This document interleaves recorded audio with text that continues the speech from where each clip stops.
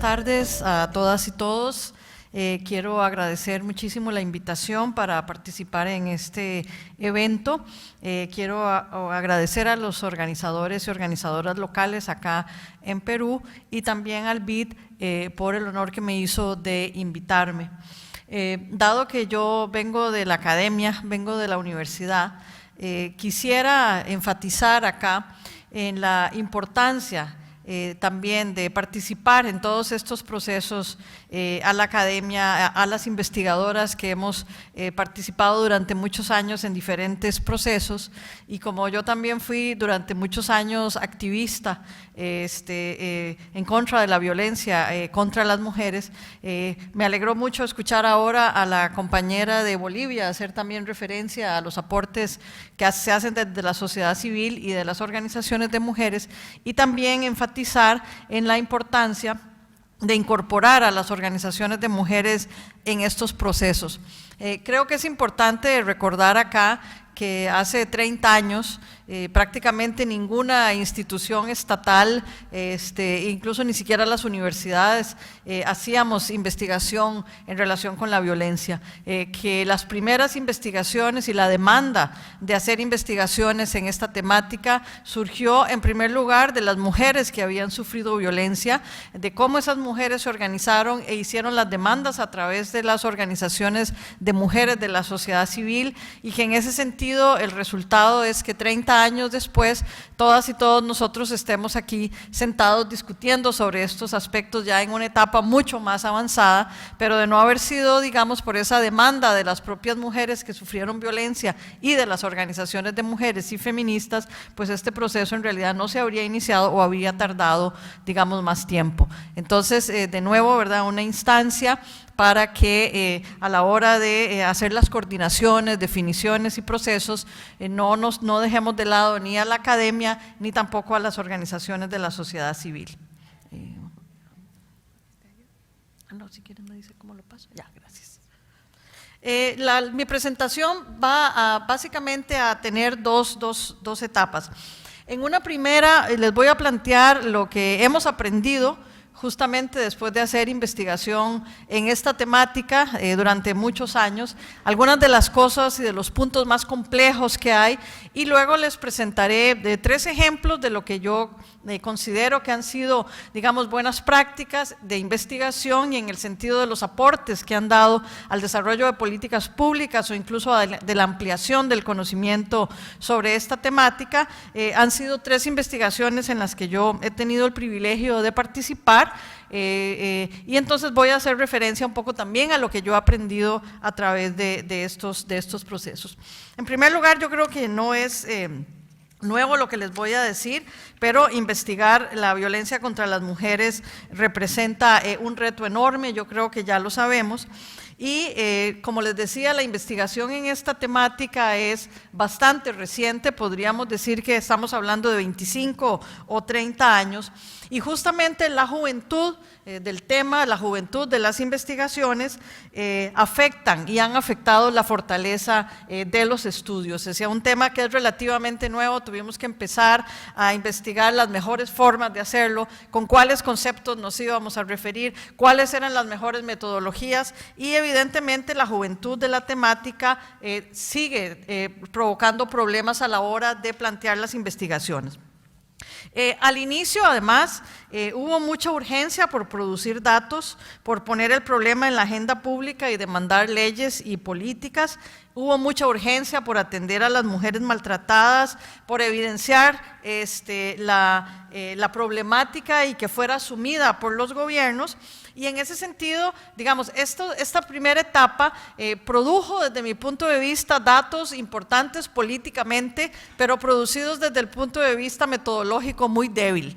Es decir, los primeros datos fueron producidos más, digamos, como una forma de visibilizar el problema, pero entonces las primeras investigaciones tenían serios problemas teóricos, metodológicos, y tenían serios problemas incluso de definición.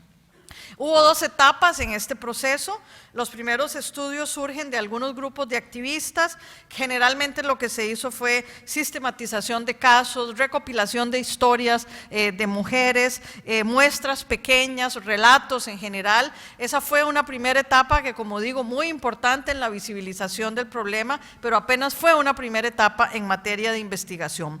La segunda etapa ya hemos entrado a los estudios sobre magnitud y prevalencia, justamente por eso estamos acá en un evento sobre encuestas, pero digamos en esta etapa estamos, no es que hemos solventado todos los problemas. Por ejemplo, lo decía ya el compañero Raúl y totalmente de acuerdo con él, tenemos todavía serios problemas definicionales, de definición. ¿Qué entendemos por esta forma de violencia? ¿Cómo le llamamos?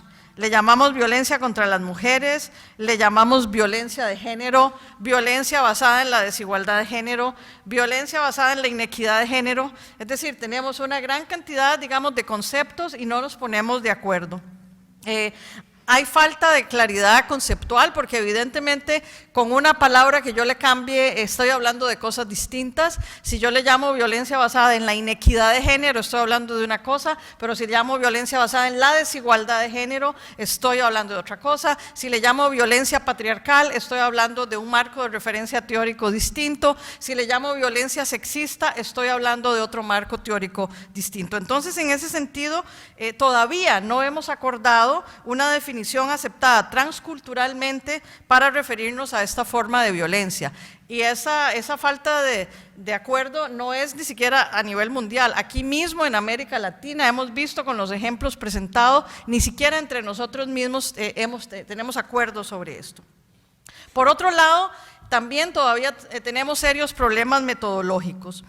Por ejemplo, instrumentos de recolección de datos todavía deficientes, estrategias metodológicas no apropiadas, generalizaciones a partir de grupos específicos de mujeres. Es decir, si yo hago investigación, sobre todo en áreas urbanas, por problemas presupuestarios o por lo que quiera, pues evidentemente va a ser muy difícil generalizar al resto del país, a mujeres con condiciones particulares, a zonas donde hay fundamentalmente poblaciones indígenas originarias, a poblaciones afrodescendientes, ¿verdad? Es decir, yo creo que todavía esto nos presenta un problema. Igual los registros administrativos, ya los hemos hablado acá, simplemente tener registros de las mujeres que acuden a los servicios, ahí sí sabemos que probablemente estamos hablando de alrededor de un 15, máximo un 20% de las mujeres, y en ese sentido no podemos hacer generalizaciones únicamente con base en esas mujeres, sobre todo porque esas mujeres son particulares, es decir, si ya decidieron acudir a algún servicio, tienen características particulares y yo no lo puedo generalizar al resto de las mujeres que no han acudido a los servicios. Veamos un poquito, quiero enfocarme en cuáles son los problemas de no hacer encuestas específicas. Quiero rescatar lo que decía Alessandra Güedes ayer. Yo creo que si no hay recursos suficientes, es importante hacer aunque sean módulos como parte de las encuestas o incorporarlos, pero tengamos muchísimo cuidado si lo vamos a hacer. ¿Por qué quiero decir que tengamos muchísimo cuidado? Si yo no hago entrenamiento de todo el equipo de encuestadores o encuestadoras que van a hacer esa encuesta, de la misma forma que lo haría si es una encuesta específica, es probable que los datos no vayan a resultar, y eso ya se sabe. Las encuestas de victimización que se hicieron muy fuertemente durante un periodo en los años 90 y 2000 nos enseñaron que el reporte de violencia a las mujeres que se incluía en esas encuestas era muchísimo más bajo que una encuesta dedicada. Entonces, desde esa perspectiva, o sea, yo creo que también tenemos que aprender de las lecciones que ya existen y de lo que nos han dicho. Por ejemplo, si yo lo hago en una encuesta de hogares o en una encuesta de salud sexual y reproductiva, y no he tomado todas las previsiones de capacitación, es probable entonces que el contexto de la entrevista no sea el más apropiado para recopilar esta forma de violencia. Un ejemplo, ustedes pueden decir que lo estoy llevando al absurdo, pero los ejemplos llevados al absurdo a veces no sirven. Le acabo de preguntar a la señora si alguna vez le han robado el celular o le han robado el carro, y 10 minutos después le voy a preguntar si fue víctima de una violación. Es decir, ¿cómo creé yo un ambiente de confianza, o sea, anterior, para entonces preguntar sobre esas cosas cuando estoy preguntando de otras cosas totalmente distintas? Por ejemplo, si yo no entreno a las encuestadoras en el lenguaje sensitivo y apropiado para preguntar por este tipo de crimen, evidentemente voy a tener un porcentaje de respuesta más bajo. Si no entreno específicamente a las encuestadoras en materia de violencia, en sensibilización e incluso en elementos básicos de intervención en crisis, elementos básicos, digo yo, no es que se va a ir a hacer una intervención en crisis, pero que por lo menos las personas sepan responder de forma empática, digamos, en caso de que se presente una revelación de violencia, pues probablemente la señora me va a confesar la primera vez que sufrió violencia y la segunda experiencia que tuvo ya no me la va a confesar, porque no tuvo una respuesta empática de parte de la encuestadora. Las encuestas tienen que tener también mecanismos muy precisos de seguridad, tanto para las entrevistadas como para el equipo encuestador, y por supuesto la privacidad es absolutamente fundamental. Generalmente si yo voy a hacer una encuesta de hogares, la privacidad es un elemento que no necesariamente es importante, incluso a veces participan hasta varias personas del hogar en responder preguntas y la mujer le dice, fulanito, ¿usted se acuerda de tal cosa? Y hay incluso una participación del hogar de la encuesta. Evidentemente en estos casos eso es absolutamente prohibido, digámoslo de esa forma, y no consigo revelación sincera de situaciones de violencia si no hay privacidad absoluta.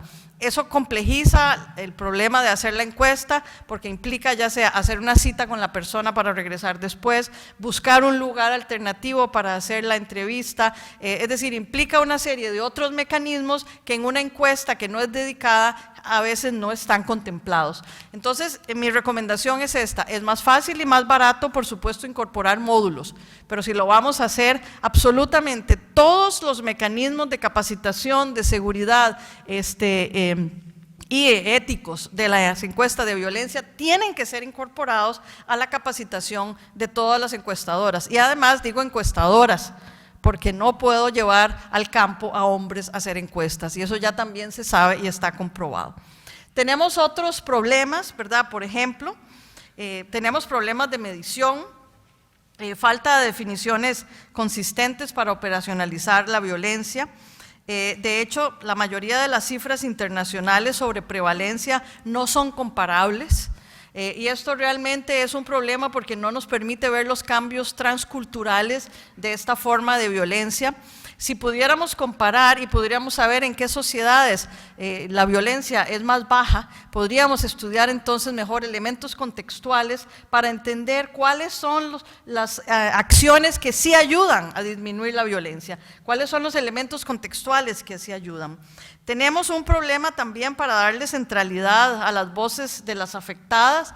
¿Qué quiero decir con esto? Que muchas veces cuando hacemos análisis nos concentramos muchísimo en los indicadores de la forma de violencia, pero se nos olvida que las mujeres que sufrieron la violencia tienen que tener también una centralidad en la forma en cómo reportamos la violencia y para qué nos usamos los datos.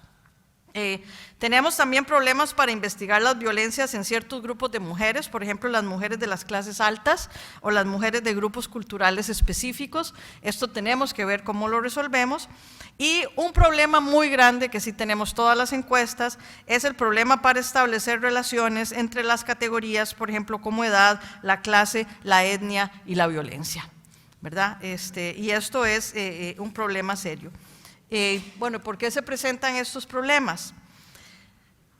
Resulta que la violencia contra las mujeres no es un problema homogéneo, puede servirnos muy interesante como propaganda o como forma de levantar conciencia, decir la violencia nos afecta a todas las mujeres por igual, la violencia es igual para todas, pero no es cierto. O sea, decir eso es un eslogan poderoso, pero es mala ciencia, ¿verdad? Es decir, las mujeres definen las experiencias de violencia de formas diferentes. Muchos casos están influenciados por efectos históricos del abuso, por factores culturales. Las mujeres también enfrentan problemas de seguridad, entonces tienen problemas para definir la violencia. No hay secuelas o comportamientos únicos derivados del abuso. ¿Qué quiero decir con esto? Que no podemos hacer el perfilito de la mujer maltratada porque no existe, ¿verdad? Como tal. Y también tenemos gran heterogeneidad en los perpetradores y en los contextos. Ya sabemos que hay compañeros íntimos extraños, abusadores sexuales, hostigadores, personal de las instituciones, fuerzas armadas, extraños. Es decir, frente a esta gran diversidad de perpetradores, yo creo que es muy difícil plantear que la violencia contra las mujeres es un fenómeno monolítico, ¿verdad? No es un fenómeno homogéneo. Entonces, no es monolítico, la calidad de las experiencias de violencia es diferente para las mujeres. No hay un grupo de comportamientos predeterminados que nos definan la violencia. Las mujeres afectadas experimentan diferentes niveles de severidad y diferentes manifestaciones. La violencia se vive en contextos diferentes. Entonces yo creo que es muy importante que nuestras investigaciones empiecen a tratar de dar cuenta de esa diversidad. Okay. El complejo problema de la violencia, entonces, arriesgamos a terminarlo reduciendo a variables individuales o a características sociodemográficas, con lo cual reducimos un problema estructural a indicadores o variables individuales. No quiero decir que no las necesitemos, por supuesto que son absolutamente necesarias, pero la investigación no puede limitarse a producir indicadores y variables individuales sin tener en cuenta el elemento contextual.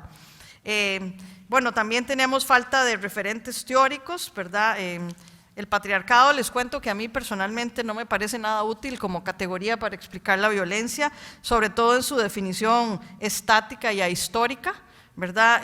No aporta mucho y a lo mejor les voy a decir algo que a ustedes les va a sonar como un poco raro que yo lo diga, siendo la directora de un programa de estudios de la mujer, y es que el género por sí solo no es suficiente. La categoría género por sí sola no es suficiente para entender la violencia. Muchos estudios nos han brindado una imagen simplificada del problema, representando tanto a los perpetradores como a las afectadas como entidades sociales unificadas, ocultando formas específicas en que las jerarquías y los arreglos de poder estructuran. Entonces, una cosa que es fundamental, que tendríamos que entender y que es un elemento determinante para definir políticas públicas, es que la investigación debería ayudarnos a revelar tanto los patrones de vulnerabilidad como los patrones de protección. ¿Qué quiero decir con esto? ¿Cuáles son las mujeres más vulnerables? ¿Cuáles son las mujeres que salen más fácil de la violencia si es que la viven? ¿Cuáles son los factores que protegen más a las mujeres? ¿Cuáles son los factores que ponen a las mujeres en mayor riesgo? Y la verdad es que de eso sabemos poco, o sea, realmente sabemos poco. Yo entiendo que aportamos mucho sacando el problema a la luz pública, brindando datos parciales, pero desde mi punto de vista, como investigadora de esta temática de más de 20 años, a mí me parece que el proceso se ha estancado. No parecemos producir ningún conocimiento nuevo o llamativo sobre la violencia, ya no llama tanto la atención cuando sacamos los datos, porque en realidad, digamos, no estamos presentando grandes revelaciones, o sea, seguimos masticando, digamos, los mismos datos y el mismo tipo de cosas. Entonces, ¿cómo enfrentar estos problemas? En primer lugar, la sugerencia que yo les hago a ustedes es que incorporar otros factores en el análisis y no únicamente el género. ¿Qué quiero decir con esto? Tenemos que incorporar en la construcción de la violencia los elementos como el racismo, el etnocentrismo, la clase, el heterosexismo y las intersecciones de estas categorías con el género. Esto se llama análisis interseccional, ¿verdad? Es una propuesta conocida así, que se enfoca en las múltiples opresiones y cómo éstas se intersecan para producir opresión en los individuos. Esta perspectiva nos cuestiona la naturaleza monolítica de la violencia contra las mujeres y nos hace énfasis en en ubicar las causas estructurales del abuso. La homogenización, nos van a decir estas autoras, trivializa las experiencias particulares de muchas mujeres abusadas y no permite entender las verdaderas dimensiones del problema y su prevalencia. Y una cosa que es fundamental de entender es por qué hay mujeres que son más afectadas que las otras. La teoría de la interseccionalidad nos dice que hay que reconocer que hay mujeres que están en relaciones personales más peligrosas, así como en lugares sociales más riesgosos. Y debería entonces ser eso el énfasis principal que pongamos en nuestras investigaciones. Voy a pasar unas cuantas y les voy a presentar muy brevísimamente 3 ejemplos que están en una filmina cada uno. La investigación, yo tuve el privilegio de coordinar la investigación Ruta Crítica de las mujeres afectadas por la violencia intrafamiliar en 10 países de América Latina. Es una investigación vieja ya de la OPS. Esta investigación nos brindó luces sobre las respuestas sociales que las diferentes instituciones a las que acudían las mujeres brindaban y fue el punto de partida para el desarrollo de un modelo de atención integral desde el sector salud que incluyó protocolos, entrenamiento, propuestas de coordinación y de servicios, etc. Participé también junto con la colega Ana Carcedo en la investigación que se llamó Femicidio en Costa Rica 1990-1991, fue patrocinada por la OPS y por el INAMO. Esta investigación fue uno de los puntos de referencia importantes a la hora de discutir la aprobación de la ley de la penalización de la violencia contra las mujeres adultas, permitió instaurar en Costa Rica la categoría de femicidio como tipo penal, brindó elementos sobre las dinámicas de los asesinatos de mujeres que no conocíamos y ofreció nuevas categorías y nuevo lenguaje para referirnos a esta problemática. Mi colega Ana Carcedo y yo fuimos de las primeras en plantear la tipificación de femicidio íntimo, femicidio no íntimo y femicidio por conexión. Que por cierto ya hemos revisado esas categorías y ya nos dan cuenta que complejizando el análisis ya no nos sirven, pero no importa, en ese momento fueron útiles. Ahora más bien hablamos de los escenarios del femicidio como un concepto mucho más complejo. Y la última fue la primera encuesta nacional de violencia contra las mujeres del 2003, que la hicimos desde la Universidad de Costa Rica, en colaboración con el INAMO y con el INEC. Los principales resultados fueron usados de forma extensiva, fueron enviados a los diputados, fueron usados en el Informe de Desarrollo Humano del 2005 de Costa Rica, fueron usados en el informe oficial de los gobiernos de Costa Rica al Comité de Seguimiento de la Convención de Belém do Pará, fueron usados en el informe del gobierno de Costa Rica a la OEA en cumplimiento de la Convención Interamericana sobre Derechos Humanos, fueron usados por el INAMO en entrenamiento para proveedores de servicio del Poder Judicial y de la Policía. Tuvimos un pronunciamiento del Ministerio de Salud e incluso un editorial de la revista Acta Médica, que fue el órgano oficial del Colegio de Médicos, firmado por el Ministerio de Salud, haciendo referencia a la investigación, y finalmente conseguimos noticia de primera plana. Es decir, esto nos sirvió para que también la sociedad costarricense, ¿verdad?, recibiera y viera, digamos, en primera plana una noticia de los resultados de la investigación que fue recogida. Entonces, mis recomendaciones para ustedes es que hagamos las encuestas, tratemos de analizar los contextos, tratemos de ligar el concepto de género con otras categorías históricas de subordinación, como la raza, la clase. El contexto es muy importante.